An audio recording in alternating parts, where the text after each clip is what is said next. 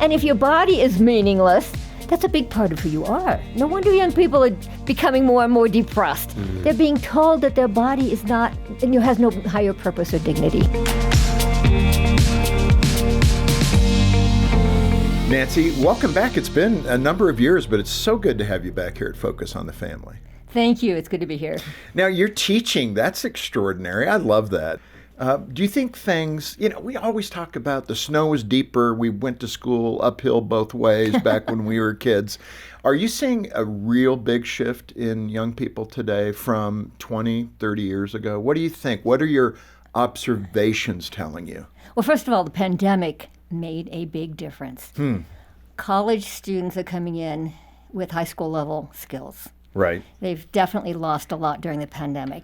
And we're having to reteach, a lot of things that high school teachers have to teach them in terms of study skills and school skills we're having to teach them. So that's one big thing. But the second thing is, my book, Love Thy Body, is about the sexuality issues of abortion and homosexuality, transgenderism. And yes, every one of these students is coming in with friends and family members, or maybe themselves, having problems in these areas. Let me ask you this, just for the critic who heard the title, Love Thy Body. What are you talking about, Nancy? You're making an idol out of our bodies? That's not at all what you're talking about. When you say love thy body, just generically, theologically, what are you saying? Yeah, most people don't realize that the sexual issues that I deal with all have to do with the body. Let's start with the secular worldview, since we just said our children need to know that. Many people don't realize that the point of issue in the secular ideologies is the body. Let's take the most obvious example. It's transgenderism. Because transgender activists argue explicitly that your gender identity has nothing to do with your body. It has nothing to do with your biological sex. The BBC did a documentary called Transgender Kids, and they said, at the heart of the debate is the idea that your mind can be at war with your body, at war. And BBC also did a program for teenagers, and it featured a young teenage girl who identified as non-binary. And she said, it doesn't matter what meat skeleton you've been born in, it's your feelings that define you. Right. So the body has been demoted to a meat skeleton. Yeah, which we're going to dig into that. And it's fascinating as I went through the material, read the book, and, it's something, again, that we don't spend a lot of time thinking about, this separation of soul, spirit from the body, and the way the world attacks the body. And it's fascinating. We're going to get there. But I want to first give people a taste of who you are. You were, I think, a self-described hippie. Yes. And you were kind of, in that cultural groove. I'm really using the terms, aren't I? And, but then you had some epiphanies along the way. Just give us a quick thumbnail of who you are and your background and how you got to faith in Christ. Yeah, I love telling my conversion story. It's like the older I get, the more thankful I am that God got hold of me. But I was raised in a Lutheran home. It was Scandinavian Lutheran. And I don't know if you know, but it was a state church there. So all Scandinavians are Lutheran. Okay. It's an ethnic thing, like all Irish are Catholic. And so there wasn't a lot of personal conviction. And when I was in high school, I started asking questions. I'm in a public high school. All my textbooks are secular. All my teachers are secular. And I just started asking, well, how do we know Christianity is true? Mm-hmm. And I didn't get any answers. I asked a Christian college professor. Actually, I'm going to tell you, it's my dad. I don't always say this, but it was my father. He was a university professor. And so I asked him point blank, why are you a Christian? He said, works for me. Okay. I said, really? That's it? And I had a chance to talk to a seminary dean who was my uncle. And all he said was, don't worry, we all have doubts sometimes. As it was a psychological phase, and you would outgrow it. And so when I didn't get any answers, I finally decided about halfway through high school, I said, well, if you don't have good reasons for something, you shouldn't say you believe it, whether it's Christianity or anything else. And I certainly am not getting any good reasons. And so I very consciously walked away from my Christian upbringing and decided it was up to me to find truth. Let me ask you, for those listening that may not know the Lord, they don't have a relationship with Christ, but they're tipping in. They're listening to Focus. We do survey work. We know you're there, and that's great. We want you there on YouTube or listening through a broadcast, etc., podcast. Speak to what was inside of you. What was the appetite? I mean, I recognize it because I had a very similar journey, but why were you seeking truth? Why was it important to you? Why weren't you your father? Works for me. What was different? Well, I wanted to be honest. If there was no God, then I wanted to live in line with that. In other words, if there was no God, it struck me pretty quickly that then there's no meaning or purpose to life. Right? Life is just a cosmic accident Right. on a rock flying through empty space. That's very logical. I appreciate that appetite and that hunger, and I think that is a true pathway. I mean, I think the Lord puts that hunger in all of us that are really seeking truth. And that to me is the differentiator between a spiritually blind person versus yes. somebody who really wants to know. And I know a lot of non-believers that do have that appetite. And it's wonderful to engage them and talk with them about why we believe the evidence for Christ is so powerful. Exactly. I had friends who were having questions about their faith, but they would stick around the church for social reasons, for the friendships, and I didn't want to do that. Well, Nancy, I think that really sets that foundation. So as people are listening, they know where you're coming from, which is an appetite for truth, which I, again, so appreciate. Let's go back to my comment about the caught and taught, how sexuality, in addition to all the kind of the virtues and the values that, especially we in a Christian family, what we're trying to do to demonstrate the faith to our kids, etc. Speak to that idea that on the sexual side, these things are also caught more than taught. Most of us, at least when I went through high school, I think I was a freshman, you had to take a human sexuality class. It was very anatomical. It was very, biological in function. We didn't talk about the spirit, the soul, or anything like that. It's just the function of reproduction, and they think that's enough. And then, of course, mom and dad are supposed to have the talk with you, and I didn't get that either. But speak to the caught versus taught, how the culture is telling us what sexuality is all about. Well, yeah, let me say that, when you talk about schools teaching just the biological side, now they don't. Now schools are teaching transgenderism and homosexuality. Well, and teaching it's all or about affirming? Both. It's in the classrooms, Yeah, too. I mean, they're affirming it. There was a news story not long ago of a first grader who came home and said, "Mommy, my teacher says just because you have boy parts doesn't mean you're a boy. Just because you have girl parts doesn't mean you're a girl." So she said to her mom, "What am I? Please take me to a doctor so we can find out what I am." Yeah. And the reason I know about it is because it was in the news, because the parents were taking the school to court and suing them for emotional distress. But that's what's happening in the schools now. Don't think of it as just, they're actually teaching reproduction. The vast majority of it now is gender identity and sexual orientation. In that context in the book, you made a statement about spirit good, body bad. We need to unpack that to better understand the war against the body because of the fruit that delivers to the secularists. So this dividing of the body being bad and the person being good. C.S. Lewis had a great answer to that. He said, "There's no use being more spiritual than God. God invented matter. He likes it." And so that kind of encapsulates my book, that as Christians, we should have a high view of the body because it's a handiwork of God. And we are known, let's face it, we're known for having a negative approach. Don't do it. It's a sin. It's against the Bible. And there's something wrong with you. And so my whole book is about how we can train ourselves to use more positive language, starting with creation, that God created the body, God created sexuality, and it is therefore intrinsically good. Genesis says over and over again, and God saw that it was good. And after the creation of man and woman, it says very good. Mm-hmm. And so I train people to use the language of honoring my body. The reason this Christian sex ethic honors the body, it shows us how to live in harmony with our body. It shows us how to live in tune with who God created us to be. And I have found that this is the most difficult thing for Christians to get their mind around, is just start with positive language. In other words, starting with the language of creation. You might put it this way.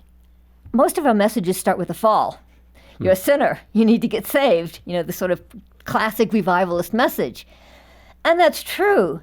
But if that's our main focus, especially young people, they come to me in my classrooms and say that in their churches they were taught they were worthless, that they were nothing, that they were corrupt, that they're naturally evil. Well, that's starting with the fall. The Christian message starts with creation, that we have very high dignity and high value because we're made in God's image. And that should be our starting point, even on these sexuality issues, that God created sexuality and it's therefore good. Hey, allow me to interrupt for just a moment here to say how much we appreciate you watching. Now, if you find value in this content, subscribe by clicking below. It'll be a big help to us. Let's go ahead and return to the show. Nancy, this concept of devaluing the body, I think this is so important. So this is what we're talking about today from your book, Love Thy Body. Being a professor of college students, a good description or illustration of this, I think, I didn't experience this as a teenager myself or a 20-something, but this idea of the hookup culture where they're actually devaluing the body as a mechanism and having to protect their emotional side just to do a sexual act. Very biological in its nature, pleasurable, but how do you see the hookup culture? Even as a professor at a university, I'm sure it's happening. Yes, even the hookup culture represents the split between the body and the person. Young people know the script, even if they don't like it much. I quote in my book a college student named Alicia who said, "Hookups are very scripted. You learn to turn everything off except your body, and you make yourself emotionally invulnerable." And there's another college student I quote named Naomi who said, "The mistake people make is they assume that there's two very distinct elements in a relationship, one emotional and one sexual, and they pretend like there are clean lines between them." And so young people understand that the hookup culture is asking them to engage purely physically, cut off from the whole person, cut off from any hint of love or commitment. You're supposed to be able to walk away from it as if it hadn't happened. I even quote a drummer from Austin, Texas, quoted in Rolling Stone magazine, and he said, "Sex is just a piece of body touching another piece of body. It is existentially meaningless." So that's the worldview at the heart of the hookup culture. We think of it usually as, let's have some rules that we give young people. No, they need to realize it's driven by a worldview that says your body is meaningless and that sex itself is a meaningless act. No wonder it's creating a trail of wounded people because they're trying to live out a secular ethic that does not fit who they really are. I quote a college psychologist who said, "The most prescribed drugs on the campus, the university campus today are birth control pills and antidepressants." And she said, that's not a coincidence. Wow. I mean, that's a powerful statement. Let me continue with this. You had in the book a counselor, I think, at UCLA who was barred from telling her students about the dangers of casual sex. Think of that. That, they haul her into the academic review panel and say, "You can't talk to students about the dangers of unprotected sex. What are you doing?" That sounds ridiculous. You realize she wrote this book anonymously because she was afraid she would lose her job. Because that was the theme? The theme of her book was, we are teaching young people, we are encouraging young people to engage in the hookup culture. On our college campuses, we have these sex weeks where they bring in Planned Parenthood, they bring in sex toys, they bring in prostitutes. They teach the message that anything goes and there's no consequences. Wow. And she said, I have students coming into my office all the time who are devastated by the hookup culture. And she gave one example, for example, a girl who'd had her first sexual encounter with a boy who promptly dropped her afterwards. And she was devastated. She said, why is it that the schools don't teach us that casual sexual encounters are not healthy and that they're emotionally destructive? So she wrote a whole book on it, on how she was not allowed to even tell her students that the hookup culture could be emotionally destructive. And She wrote it anonymously. Now she's come out. By the way, she's come out now. It's Miriam Grossman. She's written a book on transgenderism now, so she's using her name. But she had to leave UCLA to go public with her name. Because she's raising concerns about all of this. That's fair. Okay, so let's cover that abortion side of this devaluing of the human body. In abortion, as within hookup culture, it's kind of a similar theme, right? And this is where we as Christians need to connect the dots here, and how this deconstruction of loving thy body, the title of your book, how they can take advantage of that division. So how does it fit with a woman's ability to rationalize the killing of her preborn baby? Yes, today it is being applied to the woman. In other words, the relationship between mother and child is not treated as some natural, organic, intrinsic relationship. It's treated as there are actually bioethicists, who treat the fetus as like an intruder on the woman's property. A disease. A disease, parasite, you'll hear that Something that language. needs medical attention. Or the most recent is property rights. A woman has property rights to her body, and the fetus is an intruder trespassing on her property, Yeah, and therefore wow. she has the right to kill it. But actually, it first became, the body-person dualism was first applied to the fetus, actually. People like Peter Singer at Princeton were some of the early people writing on this, and they said, professional bioethicists agree that life begins at conception. You know, maybe ordinary people don't realize that yet, but professional bioethicists know that the science is just too strong to deny it. The evidence from DNA and genetics. Right, it all starts within moments. The fetus is obviously human, from fertilization, from conception. And they will say that now, openly. So how do they get around that if they want to support abortion? They'll say, well, the fetus is human, biologically, genetically, physiologically, but it's not a person until sometime later. Yeah, And personhood. Yeah. is actually called personhood theory. And that means that you're not a person until you have developed certain mental abilities, cognitive functioning, self-determination, autonomy, whatever. And so if you can be a human but not a person until sometime later, then clearly these are two different things. So personhood theory was actually first applied to abortion, and the idea being that if you're merely human, in quotes, merely human, you have no human rights. You know, the fetus is human, but it can be killed for any reason or no reason. It can be tinkered with genetically. It can be used for research and experiments. It can be picked through for body parts to sell, like Planned Parenthood does, and then thrown out with the other medical waste. And that's the language used in medical journals. The fetus is medical waste. And so what it means is being human is no longer enough for human rights. And so this has dramatic consequences all across the board. And of course, what's the main problem with that theory? Well, if you separate personhood from being biologically human, then what do you base it on? Yeah, what are the standards? exactly. Yeah. It becomes arbitrary, subjective. Every bioethicist draws the line at a different place. You don't find any of them agreeing because it is subjective. It's Right, you have viability, you have birth, you have even some that are saying that a child could be terminated if the parent, the mother, doesn't want to keep that child. I mean, that sounds absurd, infanticide, but they are talking about it now. Exactly. I think most ordinary people would say sometime before birth. But yes, you have people now saying after birth. Crick and Watson, who are kind of household names because they discovered DNA, both of them have publicly said that we should give the newborn 3 days of genetic testing. And only if it passes the test does it qualify for the right to life. You know, Nancy, it takes my breath away because you think about these are the smart people in the culture. These are the professors. These are the intelligentsia, the academics. How are they so blinded spiritually to not see what this plainly is, which is the taking of innocent human life? Well, let me quote you Peter Singer at Princeton. He says, right on his page, his website, he says, even 3 years of age is a gray area. A gray area. A gray area. In other That words, is how much amazing. cognitive functioning does a toddler have?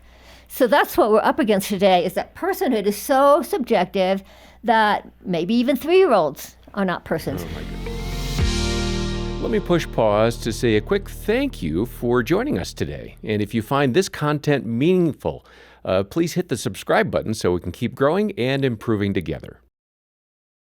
Just refresh the thesis, if you will, that what you see is a separation of those contexts of how God created us. The body over here, spirit and soul over here, and how that is wreaking havoc, as John said, through the culture today, and how the LGBT movement is using it, how the abortion rights movement has been using this to kind of separate the body from the rest of God's creation.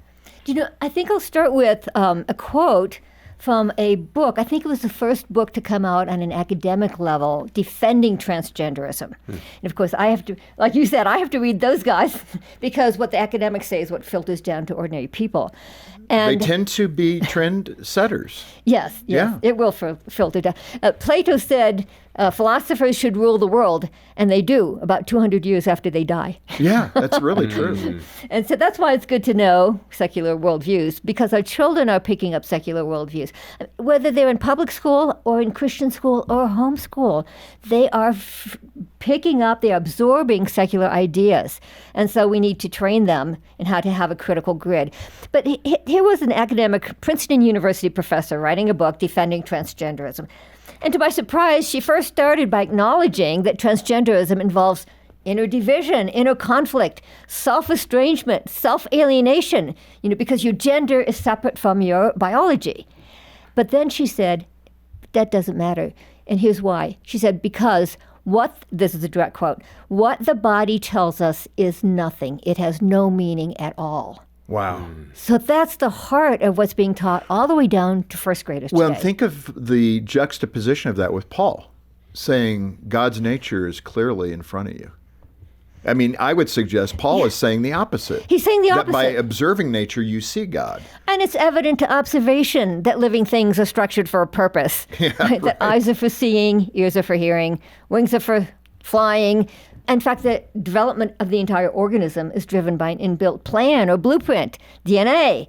And so science is on our side when we say our bodies do have a purpose. We are meant to take our identity from our body. We are meant to live in tune with our biological identity. And the sticking point, the thing that we can critique the non-Christian worldview on is that all of these secular worldviews deny the body, denigrate the body. They have a low view of the body. And if your body is meaningless, that's a big part of who you are. No wonder young people are becoming more and more depressed. They're being told that their body is not, has no higher purpose or dignity. Yeah, and again, one of the things we want to do here at Focus is to equip the listeners to be able to have these discussions with people.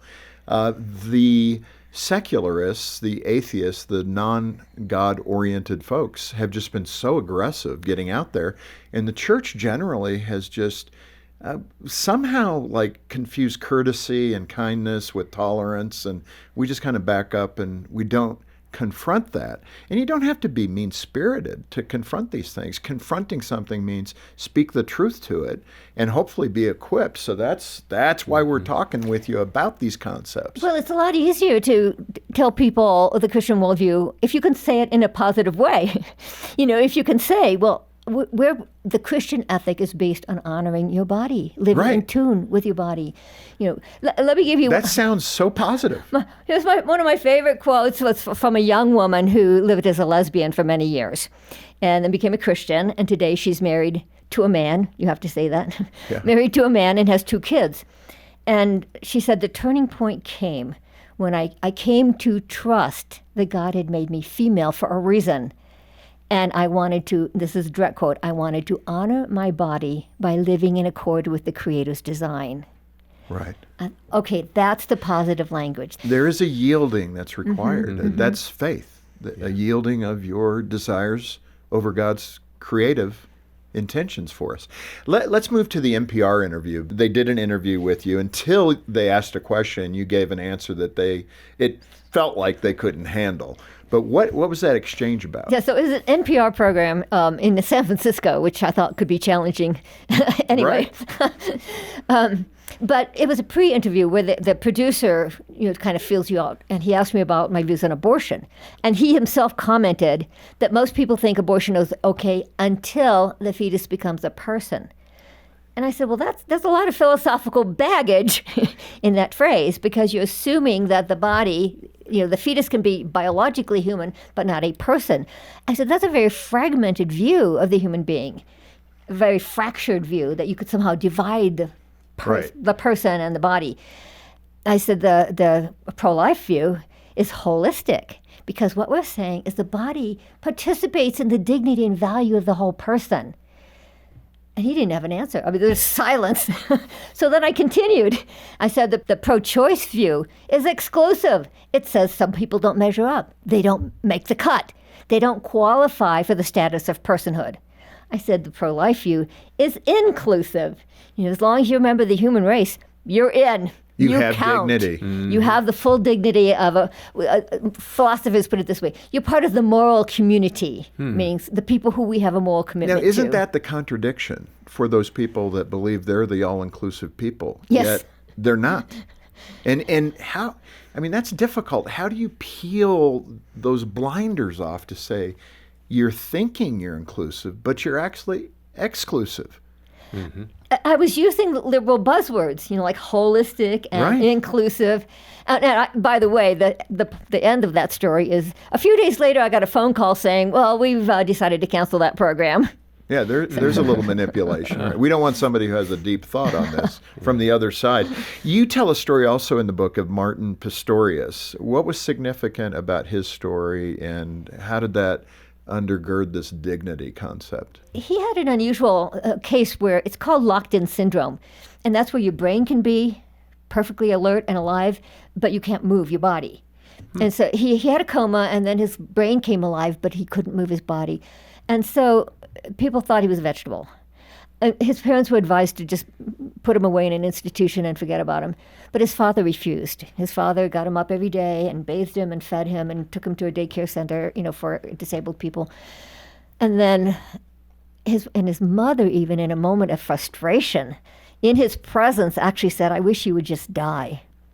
And he heard it. They didn't know. His brain was completely alive and active. He just couldn't communicate. He just couldn't communicate. It's lockdown syndrome. Anyway, it was finally a very sensitive therapist noticed that he was making very, very slight eye movements and so on.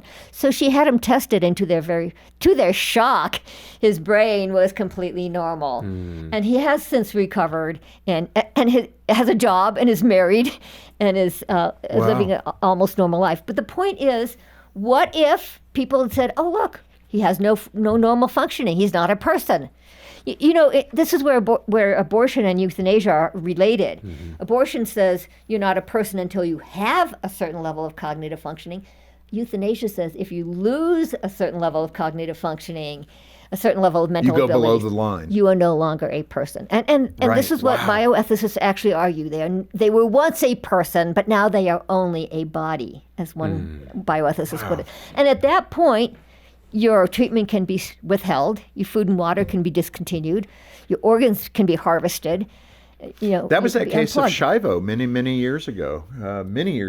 And she was in a vegetative state, they thought, although she had eye movement. That may have been very much like this other man. And they did remove her feeding tube, and she passed away. And she died of And the Christian community fought for her. And there was a TV program that illustrated the worldview point of Terri Schiavo. There was a bioethicist, it was called Court TV, and a bioethicist was asked point blank, do you think Terri is a person? And he said, no, I do not. I think self-awareness is crucial to being a person. And so that was the point of issue, was, is she a person, or with the loss of many of her cognitive functioning, is she no longer a person? Well, she was obviously still human. Nobody argued that she'd become an alien species. Right. So that's, again, you can be human and not have human rights. These things are all interlocked, and that's what we need to understand as Christians, and they are philosophically connected by those that oppose a Christian view. And legally, people say, well, why don't you just let people believe whatever they want to believe? Well, when the laws are changed, it affects everyone. Right. So Roe v. Wade, the court essentially said some humans are not persons, and who decides then? Well, ultimately, whoever has the most power. The state decides. Marriage, people used to think that marriage is a pre-political right. It's natural that men and women come together and form families. But you know what the reasoning was in the Supreme Court decision legalizing same-sex marriage, the Obergefell decision? It argued that we need to acknowledge the personhood of same-sex people, and that means that means not paying attention to the biological connection, Right. like Discard sex. the body. Yeah, discard the body, the biological correspondence. So it reinforced that issue. And that it's just a matter of emotional connection. Yeah. And then the Bostock decision was the transgender decision, 2020. Again, the court basically said your personhood is what you choose. If you choose that you're a woman, if you choose you're a man, then legally that's what we recognize. We do not recognize your body is no longer legally recognized. Wow. They don't Think care. of that. And then the final one was parenthood. Parenthood, I think, is the most influential, and that is the Pavan decision, 2017, I think. I don't remember exactly. It's in the book. There was a decision about same-sex parents. So in same-sex couples, at least one parent is not biologically related to the child. Right. And so that person's name did not go on the birth certificate until this Supreme Court decision where they said, well, as long as you're legally married, then you qualify as a parent. So now you're not a parent because you're biologically related to your child. You're a parent if the state says you are. So essentially, the state has redefined parenthood apart from biology. Yeah. Wow. So These are big things. All of these legal decisions rest on separating saying the body, biology doesn't matter. Yeah. Allow me to interrupt for a moment to say how much I appreciate you watching. If you find value in this content, please subscribe by clicking below. It'll be a big help. Now, let's get back to the show. Nancy, again, these things are also interlinked. I want to move to the biggest issue of the culture right now, it seems, is this issue of transgenderism. And you have a story in the book with Brandon who had this issue of gender dysphoria. Describe his story and what you caught out of that. Yeah, I love to tell his story because it gives parents some sense of practically, what do we do? So Brandon was a young boy who clearly had gender dysphoria from a very young age, and actually it exists. And that was the more traditional form of it. Back when it was called transsexualism, it was almost purely male, and it was usually very young. And so he was the classic case. Before he was even walking, when he was still crawling, his babysitter said to his mother, "He's too good to be a boy."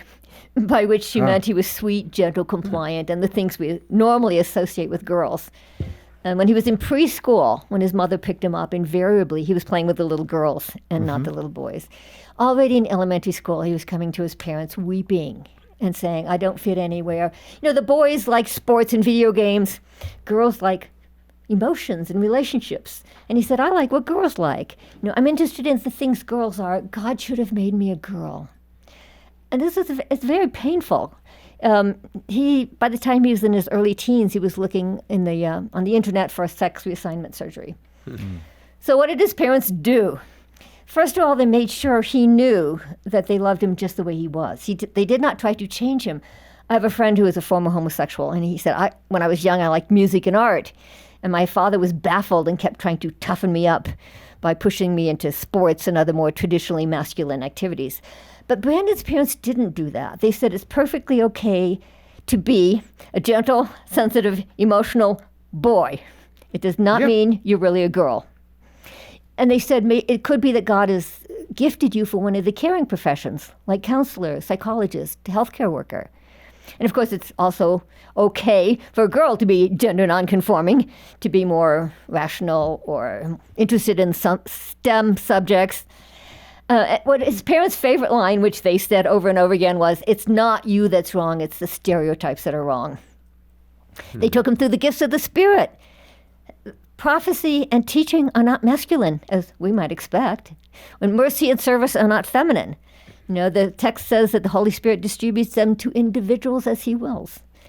And the fruit of the Spirit is not divided into pink boxes and blue boxes either. Brandon had a difficult time, 80 to 90%, depending on the study, of kids with gender dysphoria outgrow it in puberty Right. with the rush of I hormones. mean, you need to say that. I mean, I've used that stat. Yeah. 80% of gender dysphoric preteen and teens will come to the correct gender assignment by the time they're 18, 19 years they'll old. accept their natal sex. Yeah, their natal sex. I mean, But that's a big statement it is. because that's where the politics of this gets really messy. Because now you're recruiting these kids that would have normally grown out of their gender dysphoria. 80%. And 80 we're to- trapping 80 to 90. we're trapping them in, recognizing that 10 to 20% might have a truly lifelong issue. But man, do you Yes. want to trap 80% of the kids for 20% of the issue? Well, Brandon did not change. Right, okay. He was a tougher case, but he went into about his mid-20s. And then he finally concluded that, here's how he put it. He said, surgery would not give me what I want. It would not make me a girl. There's a very famous TED Talk by a cardiologist, and the famous line from it is, every cell has a sex. Every cell has a DNA that's either masculine or feminine. And XXXY. obviously, you cannot change every cell in your body. Although the way Brandon put it was, a person is not a computer disk that you can erase and start over again. Yeah. You know, Nancy, so much, and I've been thinking about this and writing about it myself, but so much of what we're talking about seems to be spiritual warfare toward women, specifically. And when you look at transgenderism particularly, I'm thinking of that court case in California recently where a biological male who claimed to be a female was moved from a male prison to a female prison. And this person was in prison originally for sexual assault. And so when they moved him to a female prison, he was sexually abusing his prison cellmate, a woman. And she was complaining to the guards that they needed to help her to get her to safety because she was being sexually abused. And they said, if you're not careful, we're going to slap hate crimes on top of your other crimes. Think of this poor woman, who is serving her time, whatever she did, I don't even know. But this fact that they were putting her in harm's way, the emotional trauma of that, and that really, to me, illustrates this war against women, particularly in this area of gender dysphoria. So I guess the question is, how does abolishing biological sex harm women, even in your illustrations, and then ultimately all of us when it comes to universal human rights? Yes. Well, fortunately, some feminists have picked up on this issue because they recognize that if you cannot define what a woman is, then you cannot give them legal protection. You cannot legally protect a category of people if you cannot define that category. And that's what they're tripping on. It's getting nonsensical. And, unfortunately, a lot of feminists do go along with the transgender. If you call something a right, they'll say, oh, we're for it. But they're sometimes called gender critical feminists who are pointing out that the law is essentially being changed in such a way that you cannot defend women's rights. I'm actually in a group. It's called Hands Across the Aisle, and we have a public presence, but we also have a private presence so that we can talk to each other. And it's a group of conservative Christian women and very radical, liberal, socialist, many of them lesbian women. Okay. And we're coming together behind the scenes and writing sample legislation, writing op-ed pieces, and working together on this trans issue because they recognize that women's rights are at stake. They've been called TERFs. Have you heard that term? TERFs. Tell me what it is. Trans Exclusionary Radical Feminist. TERF. Okay. It's meant as a slur. Trans-exclusionary, right? Yeah. Okay. But yet these are the feminists who have recognized that they've been fighting for women's rights all their lives, and now they can't even say the word woman. Well, and that's kind of the pretzel I'm talking about. Is this a spiritual observation that kind of the logic of those that aren't coming from a God-created perspective is it starting to fall in on itself? Are we seeing the implosion of worldly secular views that are beginning to make no sense because of the infighting between the L, the G, the T, the B? I mean, that there's this division now created in the philosophy.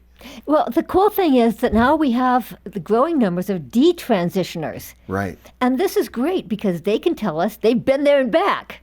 And many of them say, I had emotional, psychological issues that were not dealt with. I was fast-tracked into transitioning, and they are now coming back. They're suing the clinics. Yeah.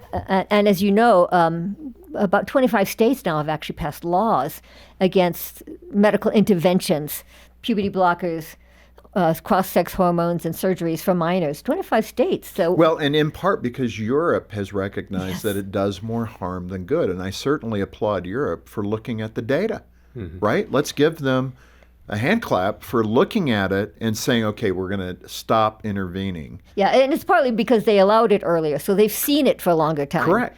And so but we they've are not seen the coming to that same conclusion in the U.S., which, again, now kind of works against science.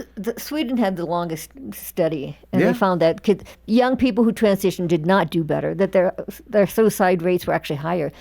But detransitioners, let me give you one story.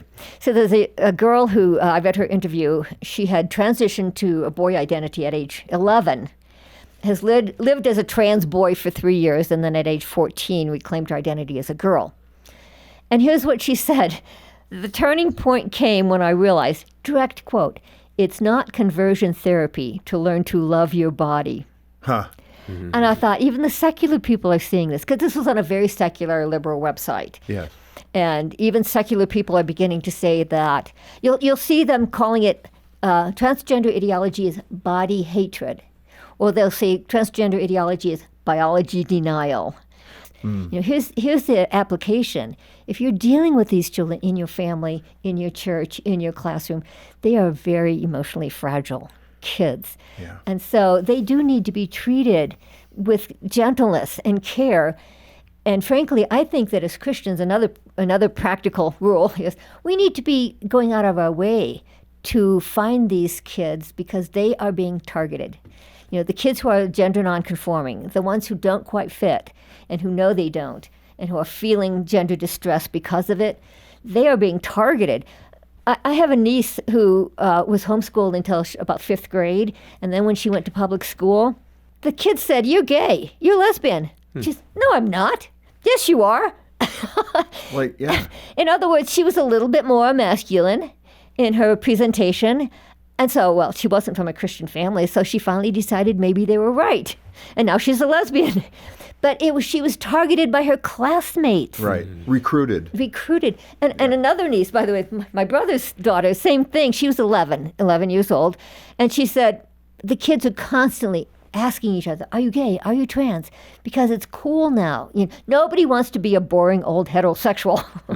Right. It's cool. And there are schools where at least 50% are non-binary. Non-binary is the safest one. Right? There's nothing to defend. Yeah. So that's the most common non-binary. And, this is a serious look at all of this. Bill Maher, I saw a clip of him a while back who was making the observation as someone who leans left, right? Bill Maher was saying, did anybody notice at the New York Gay Pride Parade, there were no gay people on the podium? It was all transgendered people. And, the audience laughed, but he was making an observation that is so true. I mean, again, this is the culture we're living in. And Nancy, let's end today on that description that you gave at the very beginning about the gospel, the creation message, why the fact that we're created in his image, male and female, is so critical to the holistic aspect of the Christian faith and what we believe God intended for us. Yeah, sometimes people talk about the Christian worldview is like a drama in 3 acts: creation, fall, redemption. And you want to have all 3 acts there. Creation means everything was created good. God is a good God, and therefore what he creates is good. And our concepts of human dignity rest on the creation. That's why, as opposed to the secular world, why we uphold a high view of human dignity. The fall is real, so Christians are very realistic about sin and evil. We're not Pollyanna-ish. We're very realistic about that. And redemption means there's hope. Not only that there will be a final redemption, but that God is working today redemptively in our lives, that we can see real healing. Francis Schaeffer, since we quoted him, used to say, as Christians, we should expect substantial healing. Not full healing this side of heaven, but we should expect substantial healing. And so what happens is Christians start in the middle of the story. We start with the fall, right? We start with, I just got a call from a youth pastor who said, I didn't know how to do anything except say these things are bad. Sexuality, the hookup culture, homosexuality, transgenderism, all these things. I didn't know how to say anything except don't do it, it's bad, it's against the Bible. He said, your book gave me the language to say, God created the body, it's good. And we have to start our message with creation. It's not just that the Christian worldview has these 3 acts, but we need to start our message with creation, and then we communicate to people the high view of the human person that is scriptural. Well, this is so good, Nancy. You've done a great job. We are at the end, but you've done a great job pulling this together, this thought that the body is consequential in our understanding of God's creation of us, and it's connected to every part, body, soul, and spirit. And the Lord intends for us, particularly as believers, to love thy body and understand the creation of the body and what it's meant for, and to the best of our ability to be able to speak that message to a world that is kind of disoriented now to this concept of your body being made in his image, male and female. And so I'm so grateful to you for re-enlightening us and talking about these core themes, your experiences as a professor. Thank you for being with us. Oh, thank you. It's been a joy. It's so good. And I hope this is intriguing enough and thoughtful enough that you want a copy of the book. And if you order that through Focus, not the big retailers, all the proceeds go right back into helping families. That we don't pay those shareholders. Those dollars will go right back into helping families thrive in Christ. And so help us be part of the ministry, make a gift of any amount, or make a monthly gift and a commitment that way. That's how Gene and I support the ministry. If you do that, we'll send you a copy of Nancy's book as our way of saying thank you for being part of the ministry. Yeah, donate generously as you can today, and request that book when you call 800, the letter A and the word family, 800-232-6459. Thanks for joining us today for Focus on the Family with Jim Daly. I'm John Fuller, inviting you back as we once again help you and your family thrive in Christ.